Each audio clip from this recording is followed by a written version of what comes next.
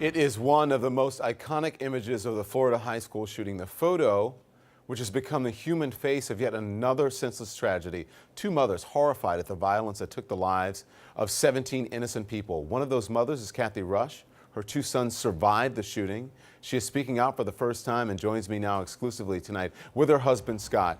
Thank you so much for joining us this evening. We really appreciate it. Kathy, you first. How does it feel being, part of an iconic photo? I'm sure it's something that you would rather not be part of, but what do you remember about the moment this was taken, this photo? First of all, I just want to say I hate that photo with every core of my being. Every time I look at that picture, I relive it. And do you want me to tell you what led up to that? Because there's a little bit of a story behind that. Go on, we have you here to share your story. Go ahead and share what you want to share. Okay, I was at work. I'm the school nurse at Nova High School in Davie, which is south of here, and I got a robocall from my youngest son Connor's middle school that they were on a lockdown. And I hung up and I went back to work, and it didn't bother me that my son's middle school was on a lockdown. It didn't bother me because it's been done before. They've been on lockdown before and everything was fine. And I'm so desensitized to the lockdowns that it didn't bother me. And that bothers me now. And then my friend Jody called me and said, "Kathy, did you hear what was happening?" And I said, "Yeah, the middle school is on lockdown, no biggie." She says, "No, it's the high school. Kevin's going there now with SWAT." And then it was serious. And I opened my phone and it was everywhere. It was on the news. It was on Facebook. Everyone was posting everywhere. And I talked to Scott, and he had spoken to our oldest son, Adam, who apparently had evacuated to the middle school, which is right behind the high school here. And Brandon, my 9th grader, was hiding under a table in his classroom. And I didn't know what was happening. And I went out to the courtyard at my school and I sat on a bench and I just started crying and crying and crying. And one of the ladies there came over to me and helped me up and hugged me. And then they brought me inside the building to take me away from the students at that high school so they wouldn't see me crying. And it was on the monitor at the desk, what was on the news. And they said, "Oh my God, Kathy, go. Just give us the keys to your clinic. Go get your babies."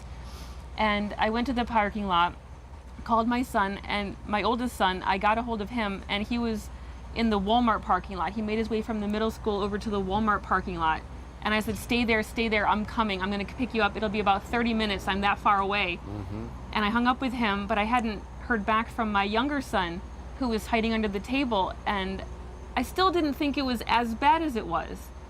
And then I got on the highway. I was coming home on the Sawgrass Expressway, and I can't even tell you how many police cars were passing me, literally hordes and hordes of police vehicles and ambulances and SWAT vehicles, and they kept coming and they kept coming and they kept coming from everywhere, from every entrance onto the Sawgrass. And I had no idea the magnitude of this when I was driving, and I was crying more and more and hyperventilating. And I called my mother, and I was literally screaming into the phone to my mother. Can I ask you something, Kathy? Does it still, because listen, I understand that it's very upsetting, and I know it's something that most of us cannot imagine. Has it settled into you yet? Does it still seem not real to you? Oh no, it seems very real. It seems very real. My friends buried their daughter yesterday. It's very real, and it's horrible. And I got off the expressway at that exit at Coral Ridge Drive, and there was so many police and so many vehicles, and they just kept coming. And I parked my car and spilled out of my car to the ground. And my friend Michelle, that's the blonde woman, picked me up, and that's the picture. And I had no idea somebody snapped that picture in that moment. And I was literally screaming because I hadn't heard from my youngest son. And I thought it had only been about a half an hour, but later I looked back through my text messages. It was nearly an hour that I had not heard from my son.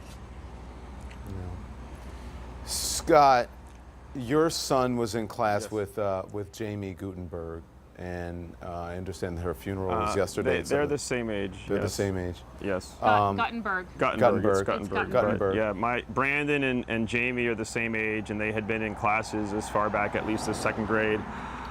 And so we knew the family. Can you tell us about Jamie? I met I would defer to Kathy to tell you about Jamie. I met her, but not enough to speak about her. I can tell you what I heard yesterday at the funeral, which was amazing. A little girl who had her whole life planned out, knew what she wanted. But I'm going to let Kathy talk about Jamie because she knew her a little bit better than me.